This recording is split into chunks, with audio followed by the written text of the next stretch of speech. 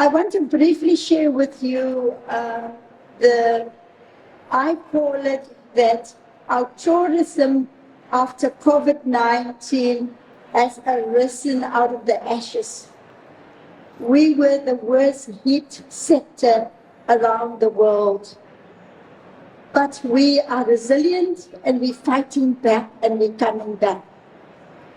In South Africa, for the first 8 months of 2023, we received 6.1 million visitors, a growth of more than 50% compared to 2022.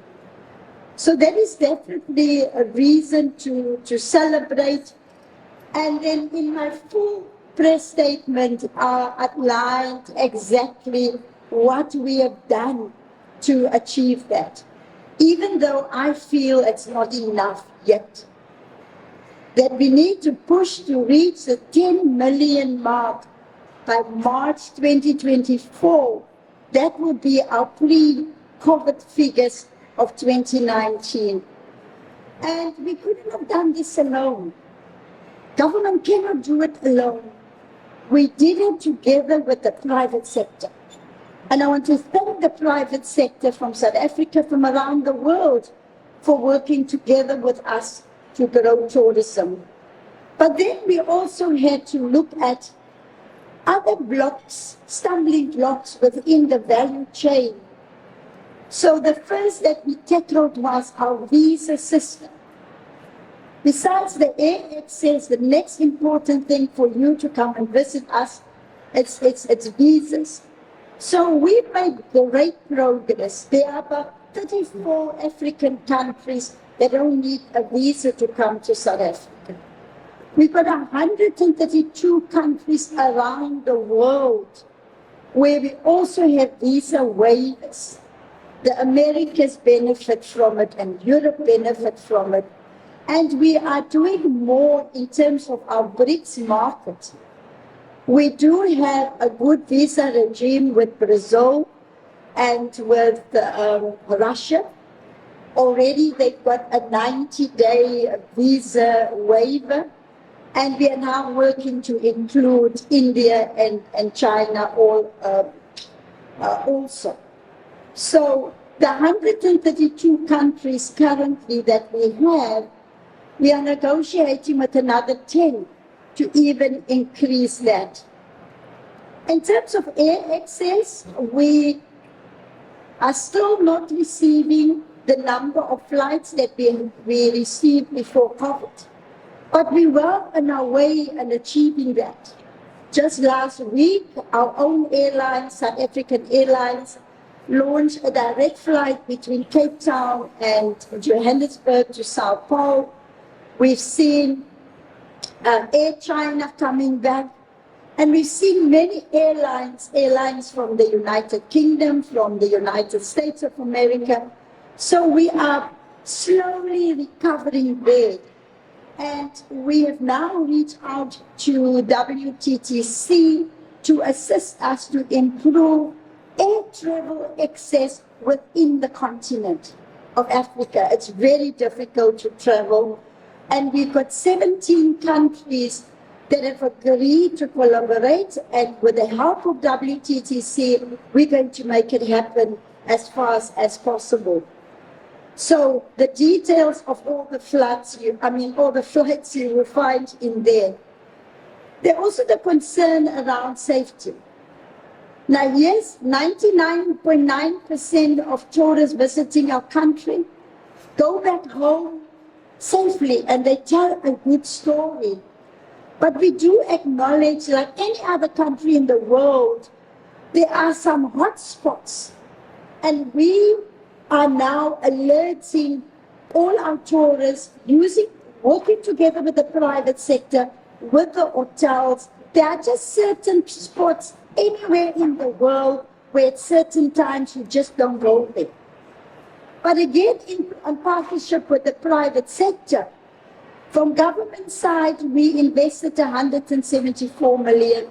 From the private sector, they invested in a digital application, an app that visitors can download when they come into South Africa.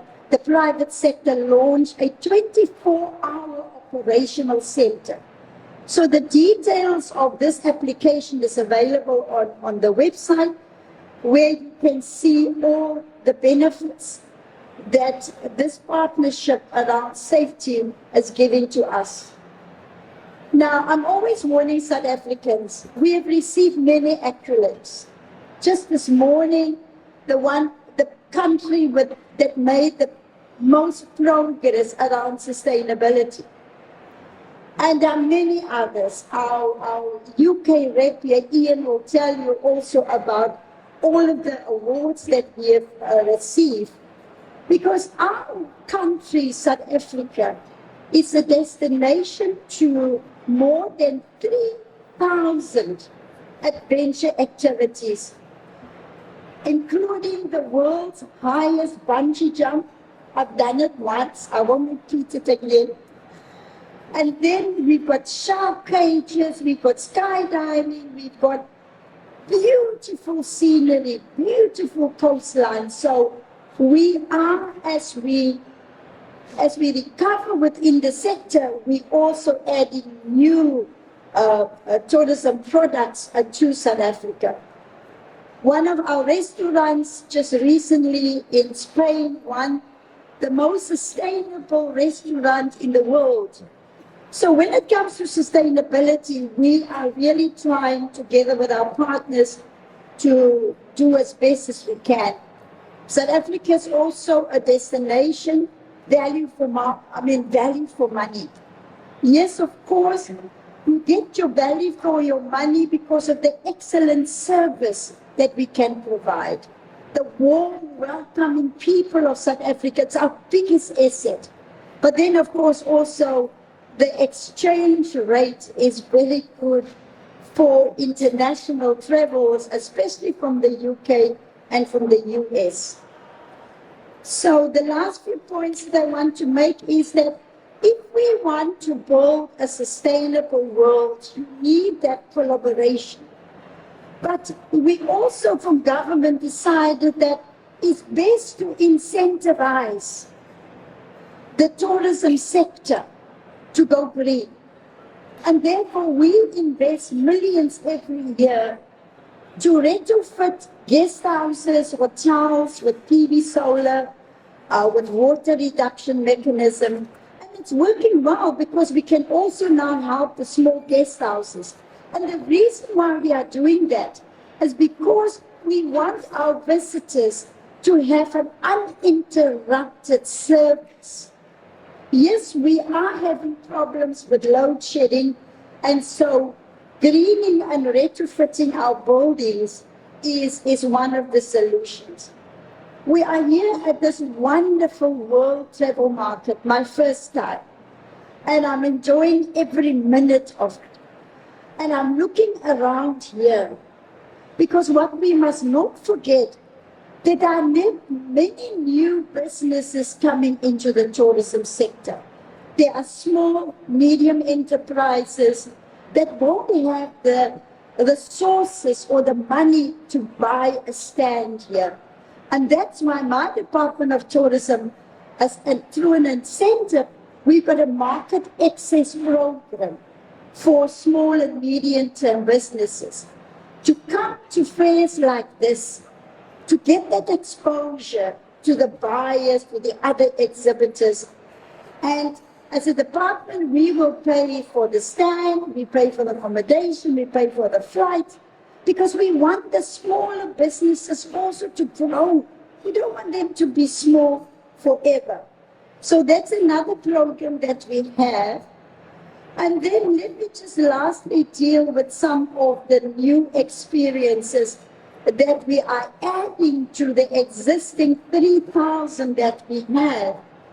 We really want to begin to introduce the world also to our communities, to the different South African cultures, the different South African food that we have. And we want people to experience the real people of South Africa. And therefore, through an organization that represents all the villages, all the small towns, all of those hidden gems, all of those tourist attractions that the world has never seen before. We want to take you there. So that is our new offering. And therefore we have signed an agreement with Google to help us to on the Google Map, put up all of these new tourist attractions. So there are a lot more to come to South Africa just to see, to go on safari or to see Table Mountain. And I want you to watch the space and see what are the new offerings and the new values that we are bringing in. So just some of the new investments that we've seen that I'm very excited about, because it's the first for Africa. Club Med Tinley is building the first Club Med resort in South Africa. And we want to thank them for the confidence that they have in investing in South Africa to have the first Club Med opening in 2024. So, of course, they are being assisted by the private sector, by the banking sector. So I want to welcome all of you with open arms to our country. Come and experience it for yourself. Those that have been there before, when you come back for the second or the third time, we will show you the other offerings that we have, but we accept that the tourism sector in our country is a major contributor to economic growth in our country. So you will be making that contribution. And with those few words, I want to thank all of you. There are a lot more details in the written statement that we have issued, but I'm very happy to be here, and thank you for all of you coming out this afternoon. And God bless. Thank you.